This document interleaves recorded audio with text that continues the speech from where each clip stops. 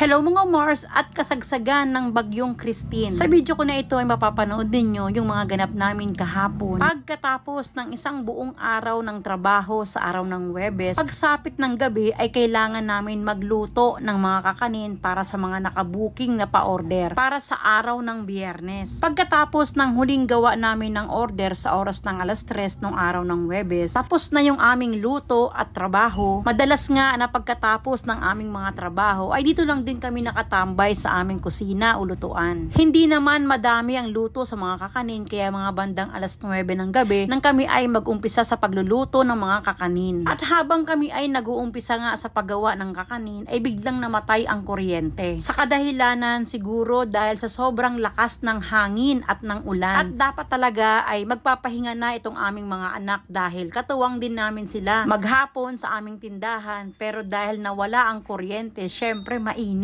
At ito yung pinaka-preskong parte ng aming bahay, itong aming tindahan. Pero dahil nakabukas itong aming mga lutuan, kaya kailangan namin buksan yung isang pinto ng tindahan para kahit papaano ay meron pumapasok na malamig na hangin. At dahil meron kaming pa-order sa araw ng Biyernes ng mix kakanin, yung merong biko, sapin-sapin, puto pau at puto cheese, kaya si Mister ay nagluluto ng latik para pantopping sa biko habang sinasabay niya na ang pagpapakulo ng asukal sa gata para sa kakaning biko. At dito nga, habang naghihintay na bumalik yung kuryente, ay tumutulong sa amin yung aming mga anak sa paggawa namin ng kakanin ni Mister. Talaga namang napakahirap gumawa ng kakanin kapag walang kuryente, Mars, dahil bukod sa mainit ay madilim. Pero kahit papaano ay meron naman kaming ginagamit na emergency light doon sa mismong lutuan. At hindi naman lahat ay nawala ng kuryente. Yung isang street po dito sa lugar namin ay merong kuryente at yung kalahati ay wala dahil magkaiba yung linya ng kuryente na pinanggagalingan. Inabot na nga kami rito ng alas 12 ng gabi at patapos na kami lahat sa paggawa ng kakanin. Ang order na ginawa namin dito ay 150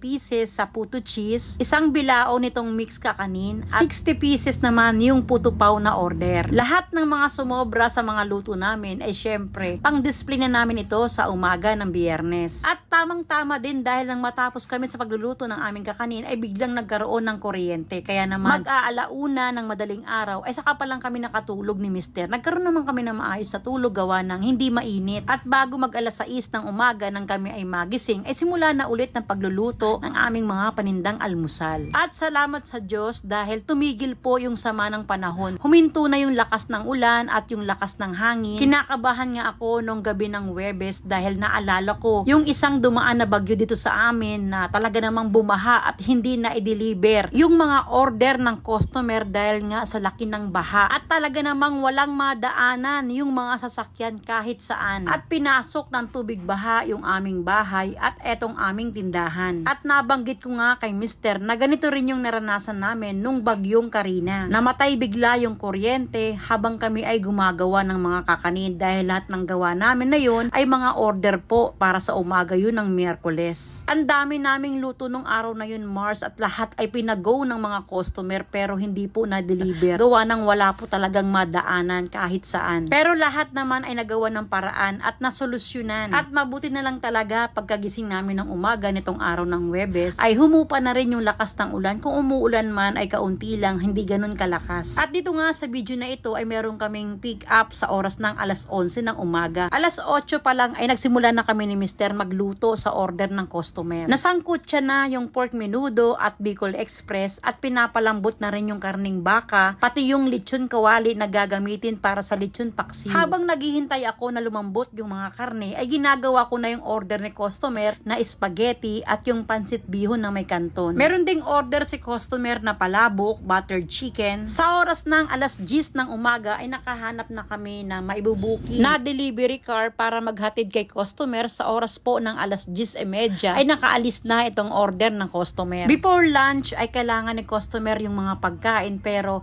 11:36 pa lang po ng umaga ay nakarating na po yung delivery ng pagkain. From Valenzuela to Marikina po ang delivery ng pagkain na ito. At yung ganitong package na meron 2 kilong buttered chicken, may ulam na Bicol Express at menudo na tag 1 kilo, 2 kilo sa beef caldereta at 2 kilo rin sa lechon paksiw. 3 medium bilao, size 16 po ang sukat noon, na palabok, spaghetti, pansit bihon na may may kanton at isang large size ng mixed kakanin. Ang package na ito ay nagkakahalaga ng 8,900 pesos. Ang sumunod na order ay walk-in po na customer. Ang order niya dito ay 50 pieces na lumpiang Shanghai. Large bilao naman sa pansit bihon na may kanton at palabok. At meron itong kasama na 60 pieces na puto pao at ang package na ito ay nagkakahalaga ng 2,900 pesos at pipick upin ito ni customer sa tindahan. Sa oras ng alas 2:30 ng hapon. Ang sumunod na customer ko ay pick up sa oras ng alas 3 ng hapon. Walk-in customer din po ito. Dito siya nag-order sa tindahan namin mismo. Si customer ay merong order na isang large bilao ng palabok, isang small bilao din ng palabok, 50 pieces na puto cheese at 100 pieces na puto cheese din. At salamat Lord dahil lahat po ay na-deliver ng maayos at na-pick up yung mga order ng customer. Sa dami ng mga luto namin sa pa-order ay sinisingit na lang namin ni Mr. yung pagluluto sa aming mga panindang ulam. At yun lang mga Mars, maraming salamat po sa panonood. Follow for more. Ingat po sa lahat. God bless all.